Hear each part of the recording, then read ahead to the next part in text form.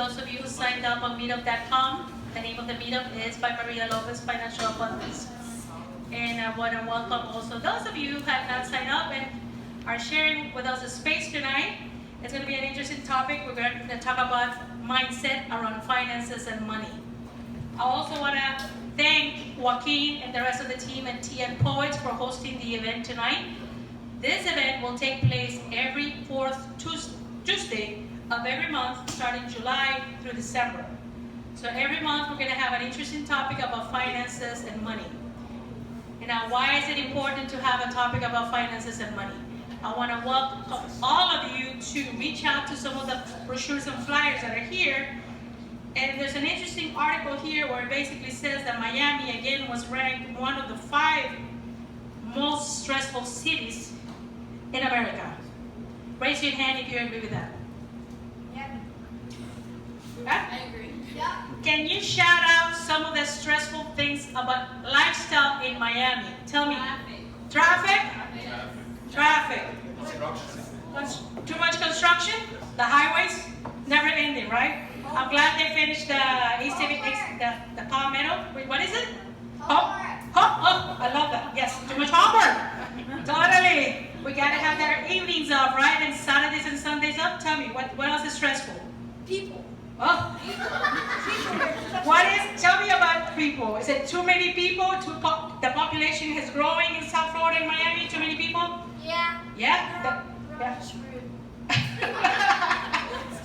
Okay, so traffic, because obviously the population has grown in South Florida, and I call it South Florida. I mean, we're specifically talking about Miami, but I'm talking about Fort Lauderdale.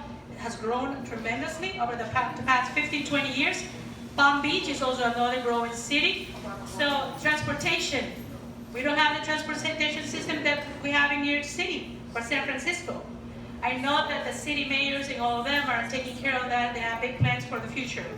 So I want to tell you a little bit about why I'm doing this meetup. I am Maria Lopez. I'm a CPA, a Florida CPA. I was born originally, briefly tell you about my story, why I'm here and who I am. I was born in Nicaragua, but I lived here most of my life. I came to the school system here in 1982 with my brother and my mom. And I went to Florida International University to study accounting. I have a master's in tax.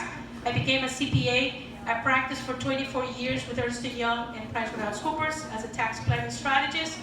I've lived most of my life in South Florida, 2 years in Chicago and 2 years in New York City.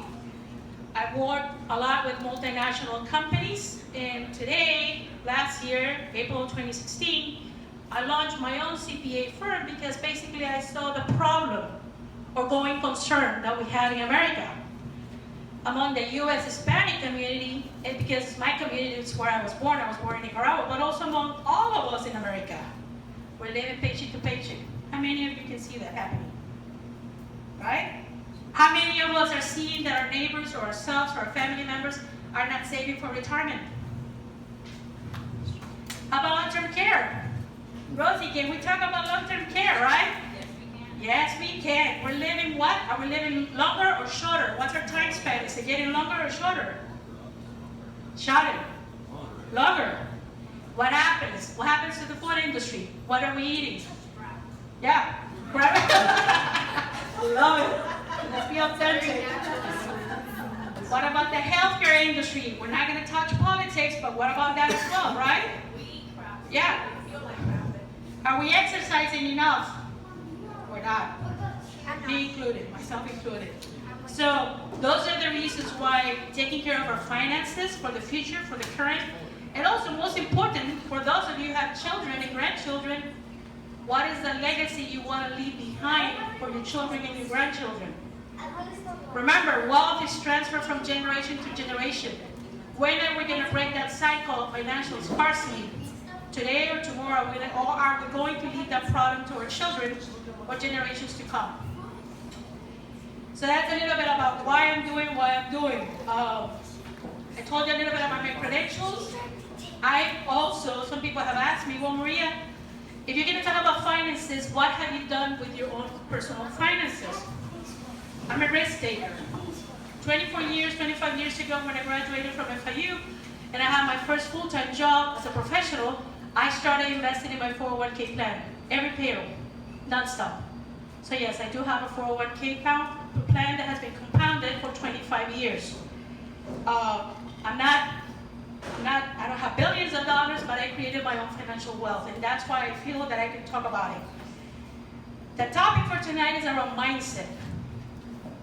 Why about mindset? Because before we talk about insurance planning or retirement planning or strategies, we got to start with the root of the issue, right? It's like peeling an onion. You've heard of that before, right? Peeling an onion, right? It's like when you go to the doctor, your MD, your primary physician, and what does she or he say?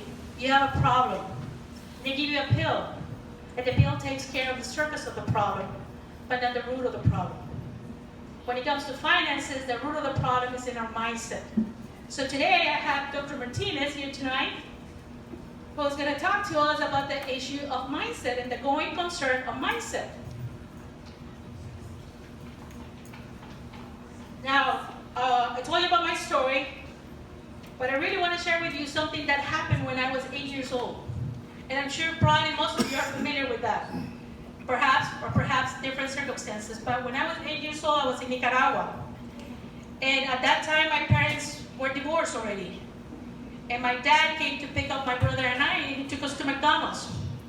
And we went to McDonald's in Managua. And the McDonald's store had glass walls. So you could see from outside. I was sitting inside with my family, with my brother and my father, having a Big Mac, of course. Who doesn't want to have a Big Mac? You're 8 years old, right? You're having a Coke and French fries. And as I looked outside, there were children my age. Children who did not have the financial resources to walk into that McDonald's. And I was 8 years old. And in my head, I saw that as a problem. And that's what started my journey today. So, Dr. Erika Martinez is a psychologist. She's also going to be a guest speaker in my radio show that I host every week on AM 880. Yeah, I want you to write it down. AM 880 every Friday at 5 p.m. I have a weekly show on finances and mindset and personal development. Dr. Erika Martinez is the founder and owner and a licensed psychologist at Envision Wellness in Coral Gables. When she and I spoke on the phone, we immediately hit it off because we realized, we identified that finances begins with mindset. So Dr. Martinez was very gracious to accept the invitation to be my first guest speaker for tonight. Would you like to say a few words? So I just want to say thank you to Maria for thinking of me and inviting me to share this space and have these conversations with you. I think just the story that we heard from her just now is so powerful because you can hear clearly what inspired her so many years later, right? When she had that first full-time job to invest that money in a 401k. And it was the mindset that she developed in that McDonald's at the age of 8. So mindset is so key to the decisions that we make and where our internal thermostat lies for so many different aspects of our wellness, whether it's physical wellness, whether it's financial wellness, whether it's the food we take in and the decisions we make there, but it's mindset that colors and informs those decisions. So I'm really grateful for Teas and Poets having us here. I'm grateful to Maria for inviting me here, and I'm just excited to have these conversations with you guys. Thank you. Thank you, Dr. Martinez. Now, I also want to welcome all of you, please, to ask questions at any time. Raise your hand, shout it out. I ask, please, that if you have a question, stand up, say your name, and ask the question. There may be some specific questions that you have in mind that we're not going to be able to answer because that will be as if we're providing advice. So let me give you some disclaimers. We're not providing any financial advice or psychological advice. For that, let's talk about it after the meetup. We can talk about it. There's also some financial advisors or people in the financial industry here. Raise your hand, please, if you are. Rosemary, Cairo. Everyone else specializes or does something else in the city, right? Okay. Are most of you from South Miami or Kendall? Kendall. Thank you. Anybody else? Coral Gables? Coral Gables? North Side or the beaches? I don't think so, right? We probably don't have anybody from Miami Beach. All right, so Dr. Martinez, how did it all start? I guess if you think about it, right? Most of us here are adults, and we have some children with us, so this is a perfect setting and a perfect example to talk about mindset in the financial area. How did it all start? In our homes, with our parents? Were our parents the ones that had created a financial abundance and sharing in a community? Or were our parents fighting or arguing? The statistics also show that finances and money is the cause of divorce in the United States. So just think for yourself, how did it all begin in your childhood? Would you agree that it all started in our childhood with our early surroundings and parents? Oh, absolutely. Right. Absolutely. Because when we're kids, we're listening to our parents. Yep. We're listening to the conversations they're having between each other, and we learn about the world and how to interact in the world and how to interact with things in the world. And one of those things is money. I mean, when you hear mom and dad fighting about there's not enough money, we're over budget, you overdrafted the account again, and you're hearing them have this kind of combative, negative relationship with money, you know, as a kid, you internalize negative messages about money, and then that sets the tone for your mindset about money, right? Money doesn't grow on trees. Who's heard that before? Right? I have friends with children, and they take, of course, they spend the weekends with their children, of course. That's family, right? You go out with your kids. And what do parents tell their kids? What do you think? Money doesn't grow on trees, right? I know we say joking around, but that's leaving a message. You know, it's just things like that. What other limiting beliefs or expressions or thoughts or comments have you heard out there about money? Anything else beyond that?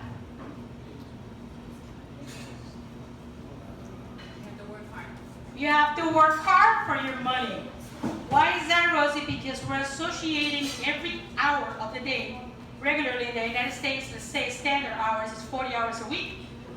And we get paid per hour, or we have a salary for the year.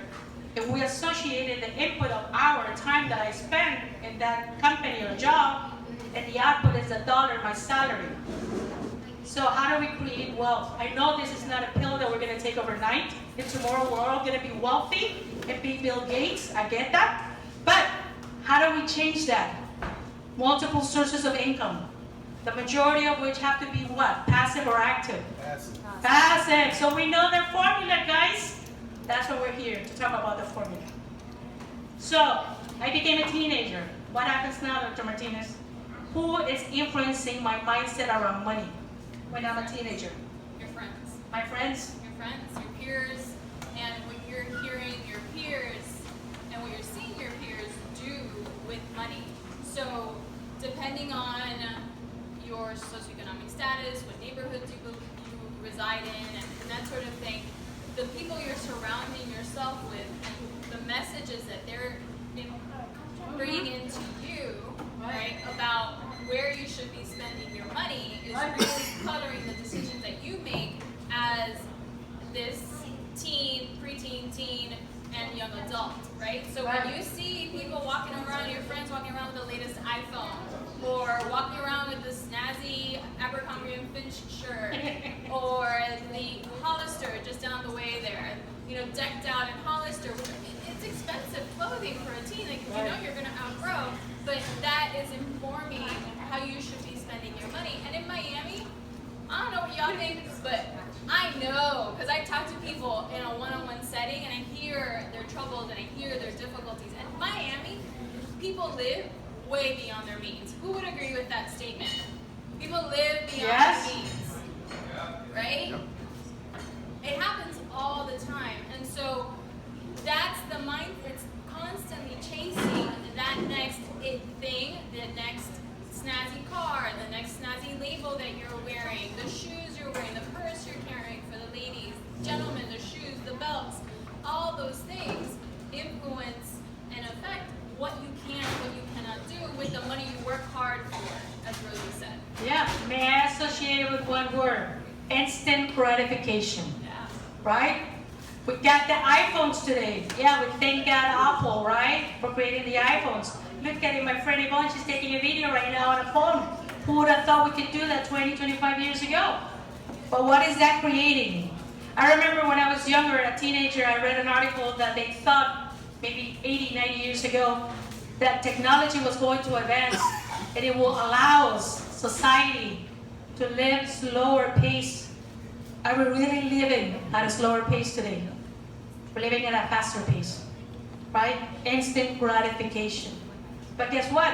We don't have to let society or Apple, or let's not name company names, right? But anyone out there or any vendor out there rule the way I live my lifestyle. I can pace my own lifestyle. So when I go to bed tonight, I won't think about what I'm gonna do tomorrow or how I'm gonna pay the bills next week or next month. But just rest, have peace of mind. And that's what we're talking about. We're not talking about money and adding value to money or loving money. We're talking about the output of that, the consequences of that, which is you and your family will live a happier life and have peace of mind. So then after my teenage years, Dr. Martinez, I'm in my 20s and 30s. What is my external environment there? What are the factors that are affecting my mindset around money? Obviously, by then, I already have established a mindset, right? Oh yeah. So what is out there? Who am I competing with? You know, it really, at that point, it really depends what trajectory you've chosen for your life, what career you went to school for, what you studied, and that kind of informs what kind of an income you have and what you start out with. I would certainly say that in Miami, the starting salary for new graduates is in the 30-ish, if you're lucky, high 30s, 40 range. And that's really difficult when you consider that it's so expensive to live in Miami. Miami is an incredibly expensive city, and when you're only making somewhere between $30,000 and $40,000, and you're paying $2,000 for rent, and you have a $500 car payment because you have to have the latest BMW or whatever luxury car it is, that's an incredible hindrance to being able to making sound financial decisions. So it really, really depends on what career you've chosen, what that starting salary looks like, and also based on that, your student loans. Do you have student loans? That's a huge thing because a lot of individuals will start out with a great base salary as an entry-level salary, but then they're saddled with this huge amount of student loan debt that they now have to pay back, and that obviously diminishes their disposable income, right?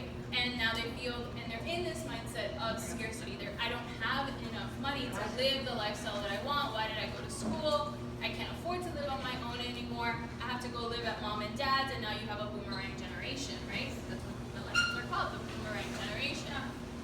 But it's also because people are not teaching their children how to understand and how to interact with money. You have to know what you want that money to do for you. Do you want that money to be a unit of account? Do you want that money to be an exchange, a medium of exchange? What do you want that money to do for you? Because to me, money, in my mindset as I've grown it, money, each little dollar, each little cent is like a little soldier that's doing battles for me. Sure. Right? Sure. And I want my little soldiers doing the right battles and fighting the right battles. Right. And fighting the battles I can win and not the battles I'm going to lose. So it's really important to cultivate that mindset. Even when kids are really, really young, you got to start teaching them about financial literacy and that sort of thing, so that when they get older and they get to those early 20s and the 30s, they can start making really informed decisions about what they're doing with their money. Thank you, Dr. Martinez. So I'd like to share an aha moment observation that I just noticed. Notice that we went from our early childhood, and we were probably talking about 2 or 3 people around us. Now, then we moved on to teenage years, and we're talking about more people, maybe 4, 5, 10 people influencing our mindset, our financial mindset. When we're 20s and 30s, we're talking about more people.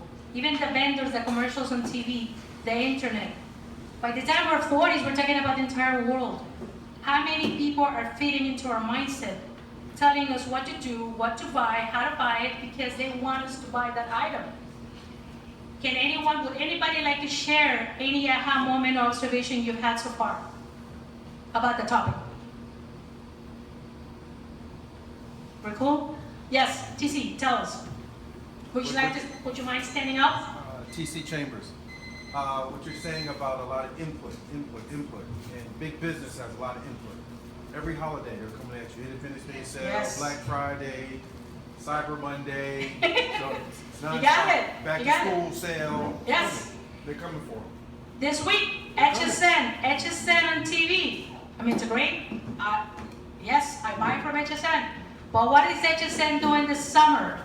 Selling already the Christmas trees, the Christmas decorations.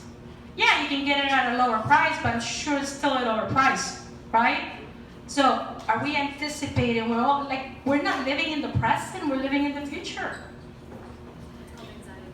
Anxiety. It's Yeah. called anxiety. There's a philosopher that passed away not too long ago, and I would love to share his name with you right now. I think his name is Walters. But I will have to come up with his name and I'll share it with you on Facebook. But he said something very interesting. I love philosophy. He said, the universe isn't going anywhere. Just think about that for a second. If the universe, which is greater and bigger than any one of us, is not going anywhere, where are we going? We're living our life day to day like if we're chasing something we're going after. Today we're already thinking about tomorrow. Tomorrow we're thinking about next week, next year. So let's face ourselves, we're not going anywhere. And you know what, for that, that's so important that you bring that up, because what I find when I work with people in my counseling practice, you know, they're always coming in and they say, Erika, I just want to be happy. How do I be happy? I want to be happy. That is my goal. I want to be happy. But happy, when I sit down and I kind of dig a little bit deeper with them, we figure out oftentimes that they've been chasing this idea of happy, of success, but they haven't really been chasing that. They've been chasing and accumulating achievements, right? And there's a difference, and I was sharing this with you before, Yes. that there is a difference between achievement and attainment and happiness and success. What you achieve and what you attain can be indicators of success and of happiness, but they cannot be the success and the happiness that you pursue. They're indicators, they're symptoms of it, but they are not in fact that which you chase, right? So I think that's an important distinction to kind of convey to everybody, because oftentimes we confuse success and attainment. So can we give an example of what is success and what is attainment? For example, is my bachelor's degree from Florida International University success or attainment? It's an attainment. It's an attainment. It's an achievement. Okay, what would be success? Give us an example. It's whatever you define your why as. In life? Right. Or What okay. drives you? What's your why? Okay. So Maria, you shared with us a very poignant story for your why you're doing this, right? Why you brought us here together. And that tells us about you, and if you can achieve that, even if you can change one family's financial generational interaction, then you've accomplished, that's success. Because that is aligned with your why. But your degree was something you achieved in order to get to your why. Got it. Thank you. Does that make sense to everybody? And the reason that's so powerful, and I really want to share this with everybody, is because your why is very emotionally driven, and it speaks to, Inspiring? and it's very inspiring, but there's oftentimes no words to describe it. And that's why people say, I just want to be happy. Because there's no words to describe that feeling that you're looking for, because that feeling lies in the most primitive part of our brain, right? Look, I'm a neuroscientist, by the way, so I'm a brain geek. And I'll show you really briefly. The markers are right there. I used to be a teacher for 10 years, so I love these things. So if you start with why, right? And then you circle out and you figure out how you're going to make your why come into the world, then you can kind of go outward and you figure out what you need to do to get to your how, to get to your why. Well, that's the most powerful kind of combination that you can combine, that you can put together. In fact, marketing messages that are developed based on this construct, this paradigm, are the most powerful. Yes. If you have any doubt, look in your pocket and find your iPhone. Apple uses this formula to sell you those products, right? But the reason this is so powerful is because it speaks straight to our biology. Imagine that's a brain. That's my best brain drawings, because I'm a neuroscientist, not an artist. But the part here in the brain, right, is our most primitive part. It's our reptilian brain, right? That's the thing that just makes us emote and have emotion and all that good stuff. It's the hippocampus, it's the amygdala, and all that stuff. But that speaks straight to the why. It only understands emotion. It only understands why. And then what happens is, as you go out, the next part of the brain understands a little bit more, right? It understands how. And then the part of the brain that you would see if you were holding a brain in your hand and you were looking at it, right? You would see the cortex, which is this part out here with all the kind of swirlies and the squigglies. And that is the part of the brain that is very logical and understands the what, right? But it explains why people just say, I just want to be happy. I just want to do this. But if you don't, but it's hard to articulate because it's part of this part of the brain that doesn't have language. Got it.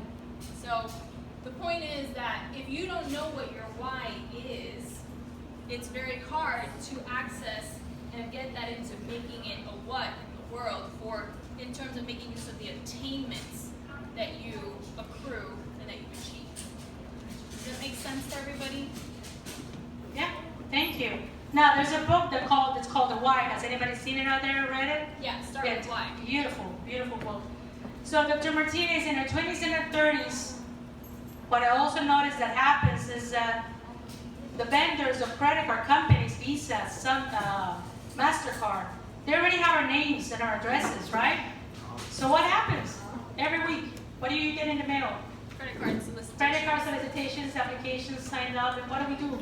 We do sign up to some of them, right? It's good to create a credit because we'll want to have a FICO credit score and eventually purchase a house and get a mortgage. Yeah, you want to have that, and you want to maintain a healthy FICO score, and that's a topic for another day. But so also something else that's happened in the recent decade is the increase of student loans. When I went to school, Florida International University was more affordable, plus the bank where I was a teller was paying for my school, my business classes, like 50% of them, SunTrust at that time.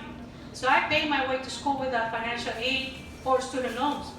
But nowadays, it happens to be that student loans is the in thing to do, right? We get student loans. What do you think? You know, I don't know that if it's the in thing to do. I think what the in thing to do is that, and this is my personal opinion, so don't crucify me for it. I think everybody's kind of been sold the myth that college is the only way forward, right? And it's not. There's lots of other options. And so what happens is that a lot of kids graduate from high school, they're very young, they're very tender, they're very impressionable, and they go straight into college, but they don't know what they're going into college for, right? And I know this because I worked with teenagers in 11th and 12th grade for 10 years. I saw them pick colleges, decide on colleges. I guided them through that whole process. And they didn't, at the end of the day, they often came back and said to me, I don't know why I went to Harvard. I don't know why I went to Yale. I don't know why I have $50,000 in student loan debt from FIU. You know, I don't know why I did this. And part of it is that they don't realize that there's another option. It's not the most popular option. It's not the option that they've been told they should do their whole lives. But it's, you know, that's part of what it is, I think. Okay, but so school or not school, if the school is a choice, Yeah. for most of us, I think we agree that school is a good choice. Right. We still have to seek knowledge so that we can make it in the world, right? Right. So there got to be other ways, technical schools or Yeah, vocational doing schools, vocational trade schools. apprenticeships. There's a Right. lot of options. There are other options. Yeah. And then Dr. Martinez, I hit 40. I'm in my 40s. I have developed already my mindset clearly by then. I'm done. That's it, right? And now I'm living in the 2017 and I've developed an instant gratification lifestyle, right? We talked about the traffic today. How many of you were upset at least for 1 second in the traffic because either someone's driving slower or faster than you? Or cutting you off. Yeah. Or, oh my God, I wanted to take that traffic light, but now I can't. It went red, I have to stop. Right? It happens to all of us. Yeah, we're living fast-paced, and we're not in New York City. This is Miami only. Now Miami's growing, of course. Right? We're becoming a worldwide metropolitan city. So what are the going concerns? We talked about it. We're living longer. And by the way, some of those who are women, we're going to, apparently, based on the statistics, we live longer than men. So what are we doing for ourselves to secure our retirement? Females, what are we doing for our little girls? We're getting sicker because of the food industry. The healthcare industry is not helping us.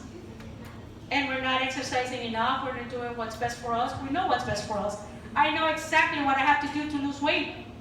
Last year, I started training in 2015 and I lost 35 pounds. And then I gained them all back. And I said, I'll take care of it again. Well, 2 months ago, I put myself back in the gym. And I'm training 3 times a week. And I'm watching what I'm eating. And now I said to myself, you know what? Okay, I get that. My metabolism is slower than someone else's out there. But I can change that. I can do something about it, right? I'm not going to use that as an excuse. The same thing happens with finances. So it's our choice. Now, and I want to share with you that that's so powerful because to get to that point where you decided I'm going to do something different, yes, there are certain steps that we proceed through, whether we're aware of them or not, when we want to affect a change in our life, whether it's a financial change or whether it's a food change and that sort of thing. And it's called the trans-theoretical model of change, and there's 5 steps to it. And the first one is pre-contemplation. You're not aware of what you don't know. So you don't know, call it denial, call it whatever you want, but it's called pre-contemplation. You don't know that there's a problem that needs solving or addressing. Then there's contemplation. That's like something's happened, it's coming to your awareness, you have like this little like inkling that something needs to change. And that process can be very long for some people, it can be very short for some people. So these phases, we all proceed through them very differently. And after we exit contemplation, we put a plan into action. So Maria, that's where you were at, right? You're doing the action, you're going to the gym, you're hitting the gym, that sort of thing. That's action. So that you can get the result that you want, all right? And then what you have is the next stage, which is maintenance, right? So you want to maintain the goals that you've achieved through this change that you've effected in your life, right? And so that is also true for your financial wellness, that you go through those changes like, crap, I need to save more money. I should be saving for retirement. I'm 40 years old, I have nothing in the bank. What do I need to do? And then you start scrambling and you start looking for a financial professional to help you make up all the time that you lost from the time that you started earning money to now the age of 40. And now you've got to make up your lost time or attempt to. Because I don't know that you ever really fully can because of compounded interest and all that good stuff you guys work with. You never can, right? Right? You never really can. But it's never too late. But it's never too late to start. Oh, Yes, yeah. I agree. Positive mindset, Rosie. Yeah. Because something now is better than nothing eventually. And then the last phase is, you said action phase? Maintenance. Okay, I gotcha. meant it's preparation. Okay, gotcha. Preparing to be continued. So I was saying that those phases, Dr. Martinez, is the phases that we go through to change, to transform our mindset and create new habits Yes. that will serve us for the better. Yes. And beware. I will say this, and I shared this with you. You do want to be aware of the people around you Yes. in your proximity when you're making those changes. Why? Because people around you have learned that you do X, Y, and Z. And as soon as you stop doing X, Y, and Z, they're going to freak out. They may not realize they're freaking out, but you're going to throw that system and that dynamic and those relationships around you into chaos. And whether they're aware of it or not, they will or may inadvertently sabotage you. and sabotage your financial plans. So if you're trying to save more money, that can look like something like, oh, Maria, come with me. Let's go shopping. Let's go to Saks Fifth Avenue. Let's drop a couple K, right? And I love Maria. Maria's great. She's wonderful. But what I don't realize is that I'm used to doing that with her. She's trying to save money, and I'm actually sabotaging her, right? Because I'm used to a certain dynamic, and now that dynamic is in flux, and it has changed. So that's really important for people to be aware of. Right. So, Dr. Martinez, what can we do like that? My brother, I visited him in Chicago. He expects me to go shopping. If I'm not in the shopping mode because now I want to save and invest, should I have a conversation with my brother about that and tell him what I'm up to right now? Well, before you even go to the mall. Just have a conversation. Say, Ernie, I'm not into shopping. I thank you for the invitation. You go. I'll meet you 5 hours later at the coffee at the Starbucks at the corner. Be strong. Take a stand for yourself. Let him go out there. And I think another thing that I've learned also from coaches is, Dr. Martinez, is that before we start sharing what the new things that we're into, let's show them the actions. So I know a coach that started a business about 10 years ago. And she had all these creative ideas, and she would tell her mom and dad. And they would be like, ay, esta niña, you know, this little girl has another idea now. Well, she decided to keep it to herself and to take action and to surround herself with like-minded people, and she started to create results. Now, mom and dad join her 10 years later to all of her events because now that lady, that woman became a success. So I know that we want to share what we're about to, but let's start creating results. I think that when we create results, it's easier for people to believe us. Right. I borrowed a really great saying from someone I really admire, and her name is Brené Brown. Has anybody heard of Brené Brown?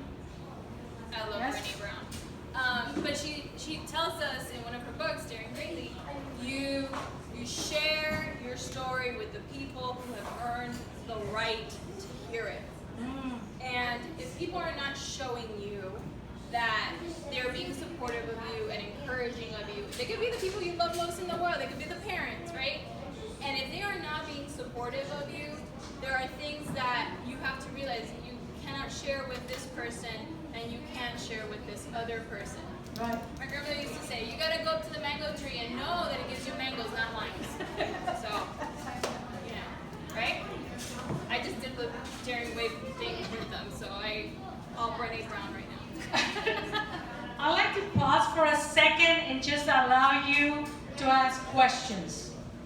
Any type of question you may have, any life experience. Yes, please, tell us your name and your question. Would you mind stand up? Thank you. Emily, thank you. Do you recommend, if you have to choose between saving for college for your children or putting money aside for extended health care for the future? Like long-term care? Long-term care. What Okay. do you recommend? That's a very great question, valid question. I would like to not give you the advice right now. We can talk afterwards, but what I would recommend in general terms is like our grandparents used to have the envelope system, right?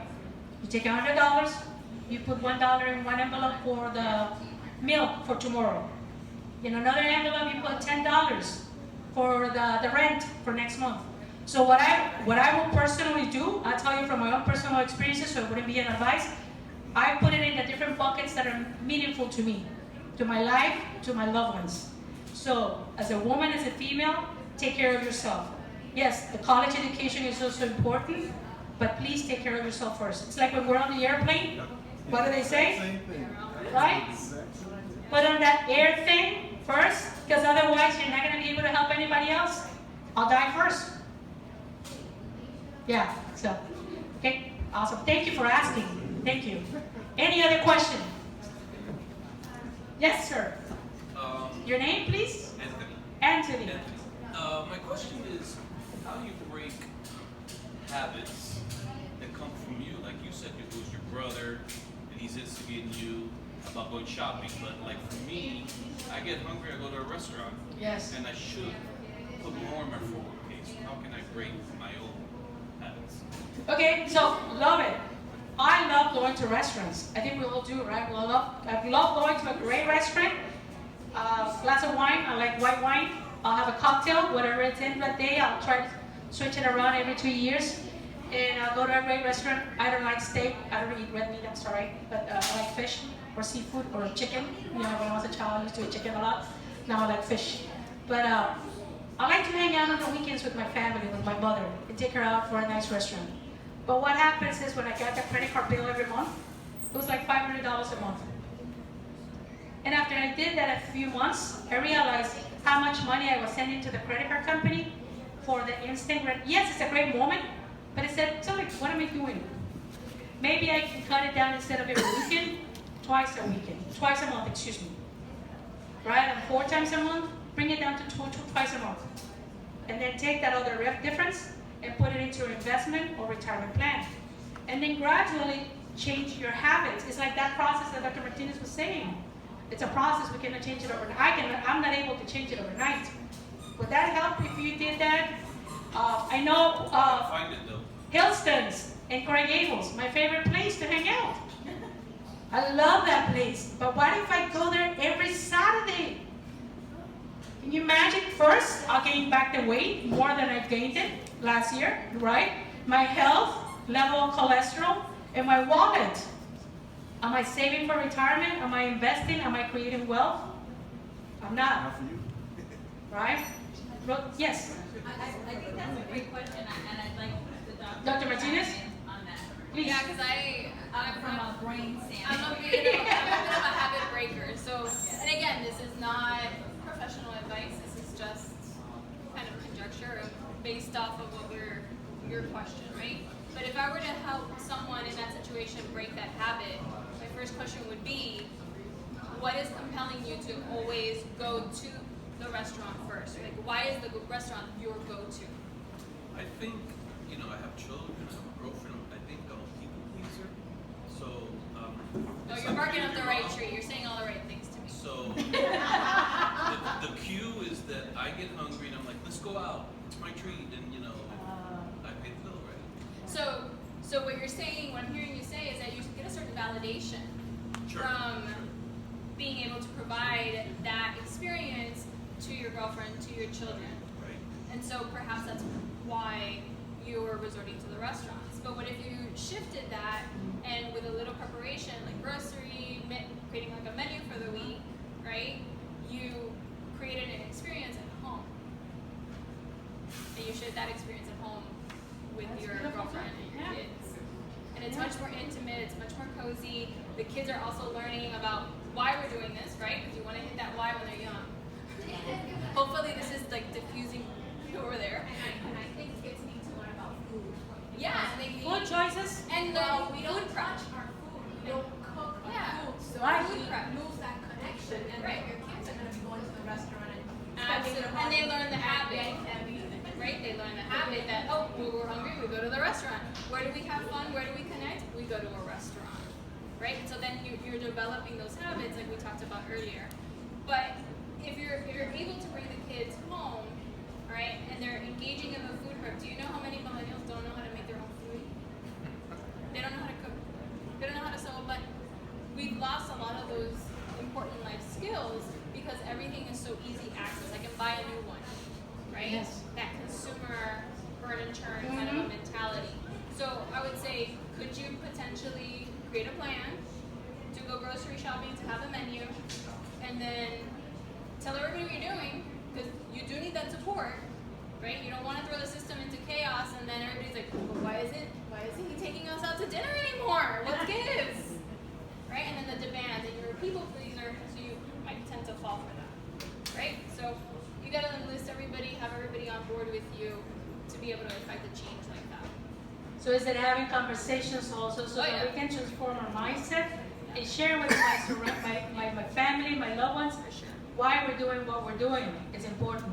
Yeah. Another thing that I want to share also is take yourself and put yourself in that like-minded group of people that are already where you want to get to. That helps too. That's what I did a few years ago.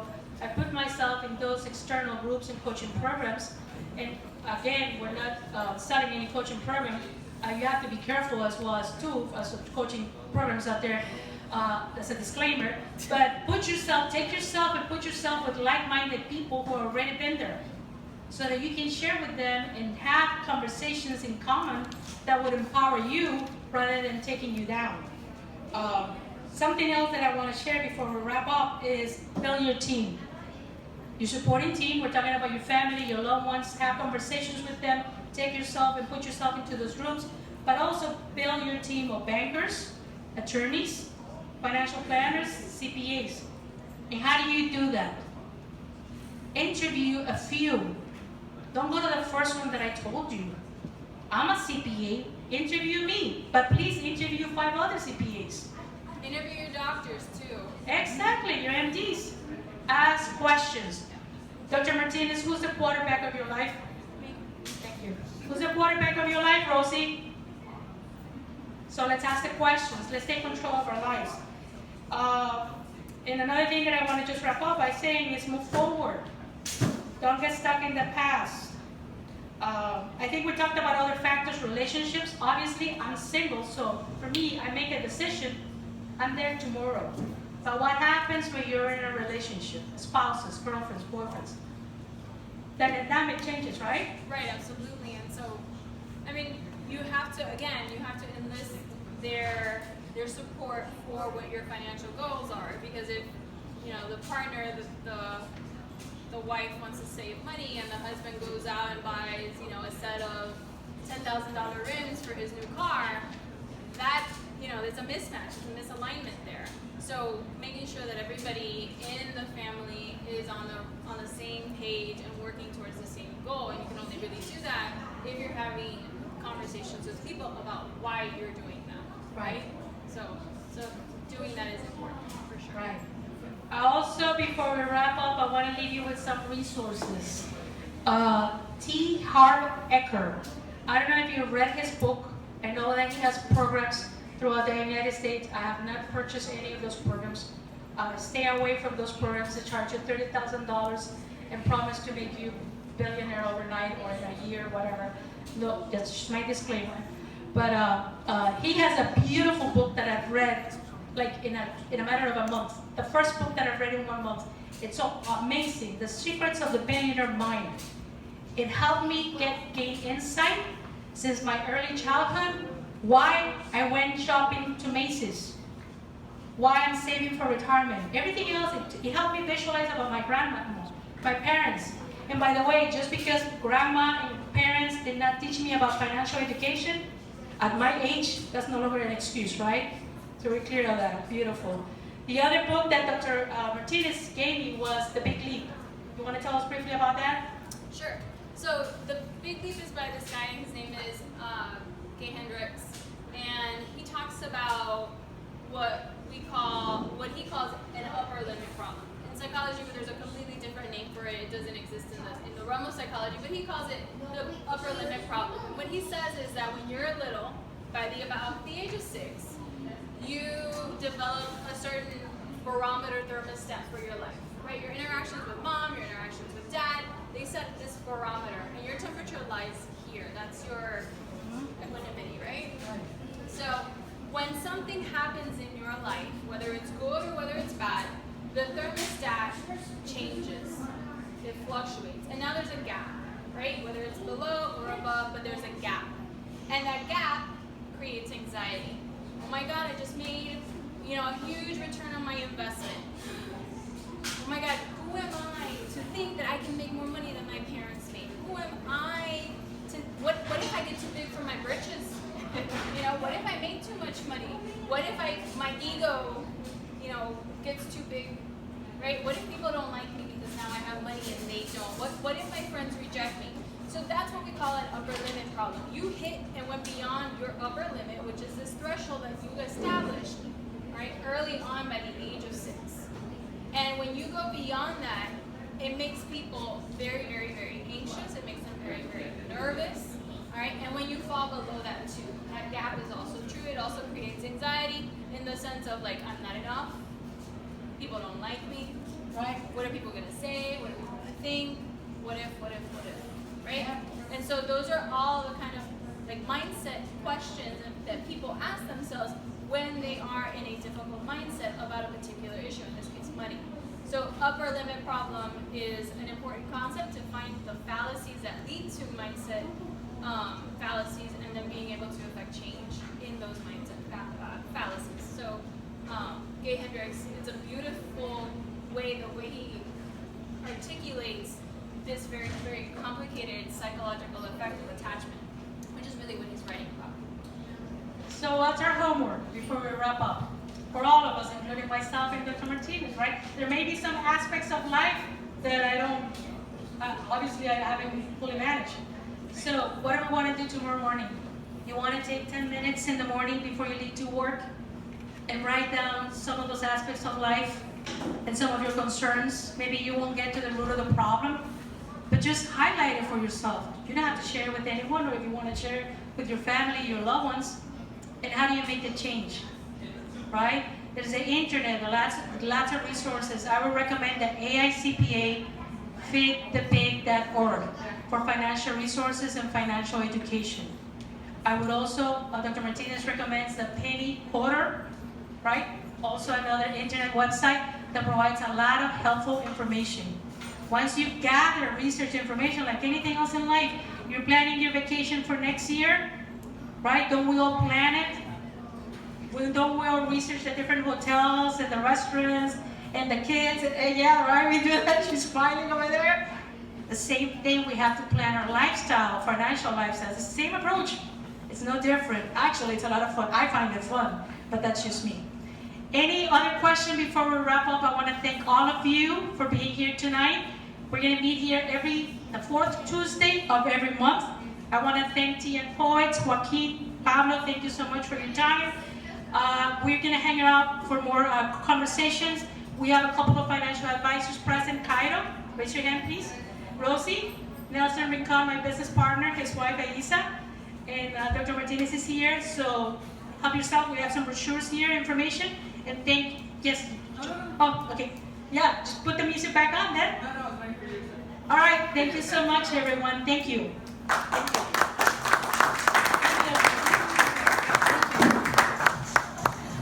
Turn it off. She's over here. Hey, stop. Love it. How are you? How are you? Yes. So that's a brochure that gives you the dates. This is the topic of today. This is the